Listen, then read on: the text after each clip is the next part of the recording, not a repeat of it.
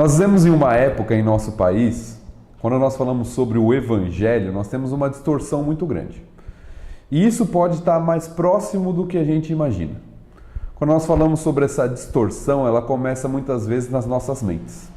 Porque quando falamos sobre servir ao Senhor ou adorar ao Senhor, muitas vezes, mesmo sem perceber, podemos estar servindo e adorando a nós mesmos. Eu quero te dar um exemplo disso. Muitas vezes nós falamos sobre serviço ao Senhor e adoração ao Senhor. Então eu adoro ao Senhor, eu sirvo o Senhor, mas quando as coisas começam a ser contrárias ao meu desejo? Quando as coisas, ao nosso ver, começam a dar errado? Por exemplo, eu sirvo ao Senhor, mas eu fico doente.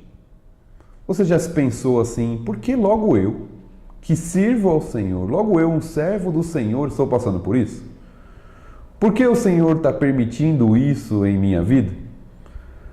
É claro que esses questionamentos muitas vezes são naturais e às vezes vão acontecer, mas muitas vezes eles provêm de uma mentalidade errada a respeito da adoração e do serviço. Muitas vezes eles vêm de uma mentalidade em que o serviço e a adoração são vistos como uma relação de troca.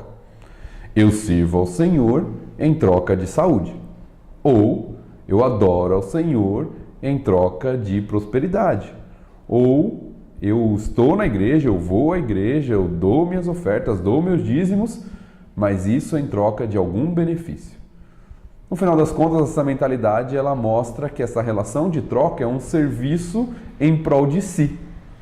É uma adoração egoísta. É um serviço que visa o próprio homem. E é interessante notarmos que, mesmo sem perceber, essa mentalidade ela vai pervertendo a nossa visão do Evangelho, ela vai mudando as coisas e ela se torna uma cilada.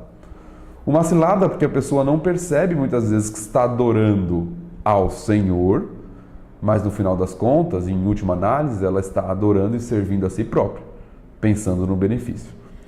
Olhe comigo um texto de Malaquias capítulo 3. Eu quero ler para que você reflita. Malaquias 3, versículos 13 em diante, diz assim: As vossas palavras foram duras para mim, diz o Senhor.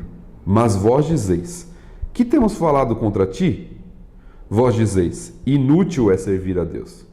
Que nos aproveitou termos cuidado em guardar os seus preceitos e em andar de luto diante do Senhor dos Exércitos? Ora, nós reputamos por felizes os soberbos. Também os que cometem impiedade prosperam. Sim, eles tentam ao Senhor e escapam. A mentalidade do povo de Israel aqui nessa época era: é inútil servir ao Senhor.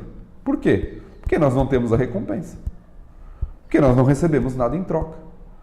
É essa mentalidade que vê o Senhor como um patrão que tem que pagar os nossos serviços que estamos prestando.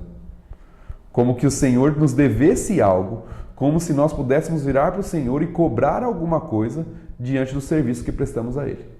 Esse é o problema desse tipo de mentalidade. Além dela voltar o foco para nós mesmos, nós estamos servindo pensando no nosso benefício, pensando naquilo que vamos receber, ela é uma cilada, ela é enganosa, pois ela gera frustração. E frustração em que sentido? Eu sirvo ao Senhor, mas não recebo nada em troca, então isso é inútil. Eu adoro ao Senhor, eu sirvo na igreja, mas ninguém reconhece, mas eu não estou recebendo nenhum benefício, então não vale a pena. Qual que é a solução para esse tipo de mentalidade? O temor ao Senhor. Olha como o texto continua no versículo 16. Então, os que temiam ao Senhor falavam uns aos outros. O Senhor atentava e ouvia. Havia um memorial escrito diante dele para os que temem ao Senhor e para os que se lembram do seu nome. Eles serão para mim em particular tesouro. Naquele dia que prepararei, diz o Senhor dos Exércitos, poupa-los-ei como um homem poupa seu filho que o serve. Então vereis outra vez a diferença entre o justo e o perverso, entre o que serve a Deus e o que não serve. O texto mostra que o temor ao Senhor é o fundamento do verdadeiro serviço. Quando eu sirvo ao Senhor, porque eu temo ao Senhor, porque eu amo ao Senhor, mesmo que as coisas pareçam difíceis, eu vou continuar servindo ao Senhor, porque meu foco está nele e não na recompensa.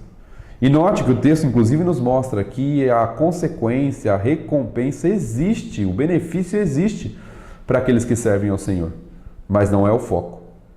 Não é o foco do serviço. O foco do serviço é o Senhor. É a adoração ao seu nome. É o reflexo do entendimento da sua grandeza. E é esse serviço verdadeiro, essa adoração verdadeira, que nós, que somos servos do Senhor, que conhecemos o Senhor, devemos buscar. Que o Senhor nos ajude a sermos servos verdadeiros. Não servos que olham para si ou para o que vão receber em troca, mas que olham para o Senhor, que temem ao Senhor e que vivem para Ele. Que Deus te abençoe.